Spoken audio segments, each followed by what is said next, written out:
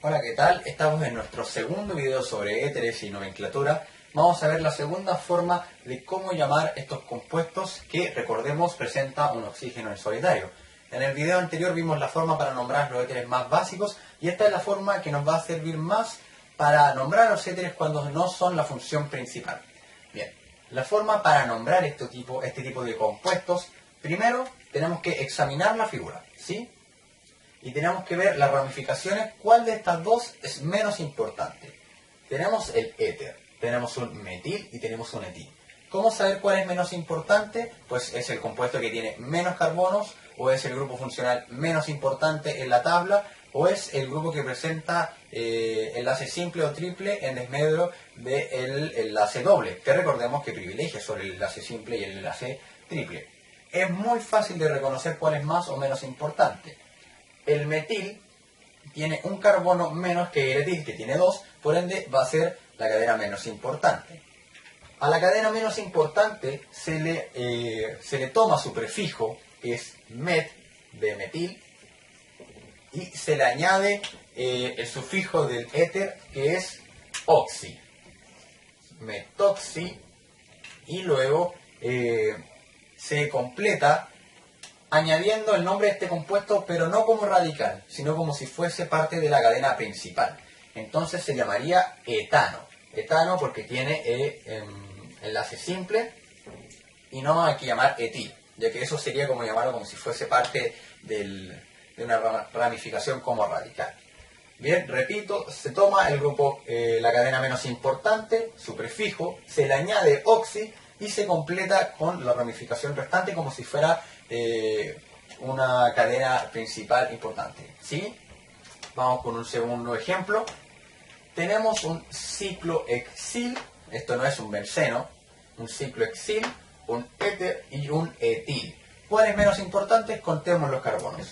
Ciclohexil tiene 1, 2, 3, 4, 5, 6 y el etil tiene 2.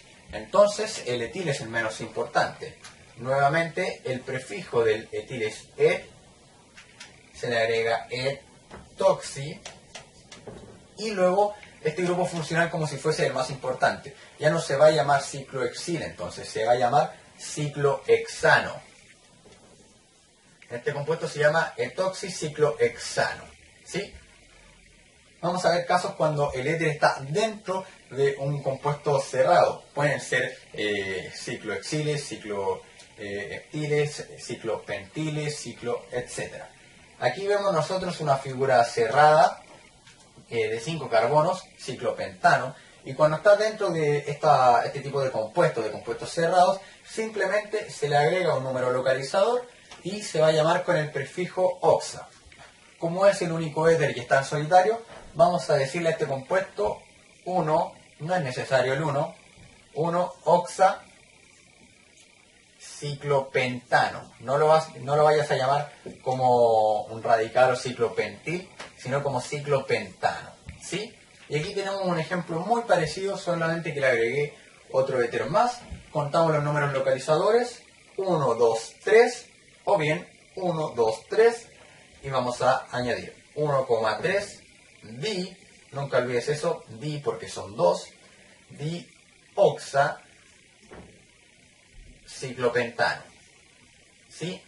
Y esto es prácticamente lo mismo para todos los compuestos cerrados. Vamos a ver un ejemplo donde el éter no es la función principal, hay un grupo funcional mucho más importante como el ácido carboxílico, que privilegia, que lidera la tabla de preferencias.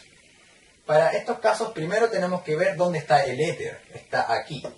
Así que empezamos a contar desde el grupo más importante, que es el ácido carboxílico. Contamos 1, 2, 3, nos detenemos antes del oxígeno y decimos ¿qué hay aquí? Pues tenemos un metil y tenemos un oxígeno.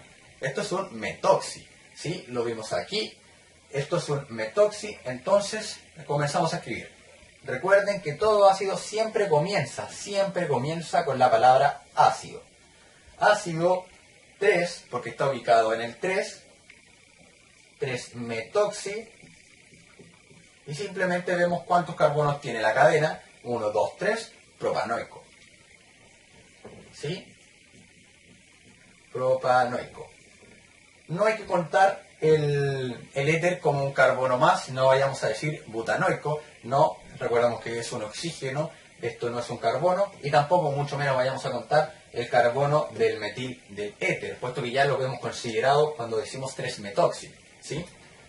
Vamos a ver otro ejemplo. Tenemos aquí, esto es un benceno o es un fenil, lo vamos a ver de inmediato, un éter y un etil. ¿Cuál es menos importante? Pues el etil. Tiene 2 carbonos y aquí esta figura tiene sí o sí 6. 1, 2, 3, 4, 5, 6.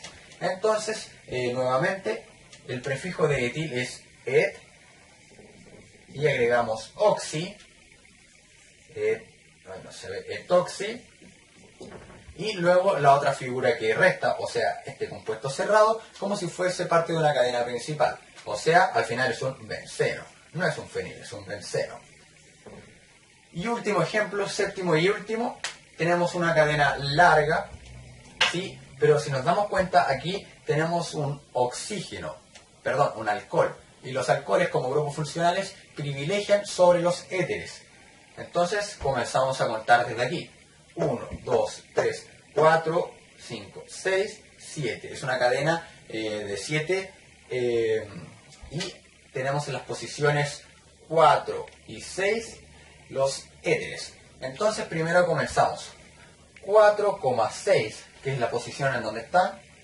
Di, porque son 2.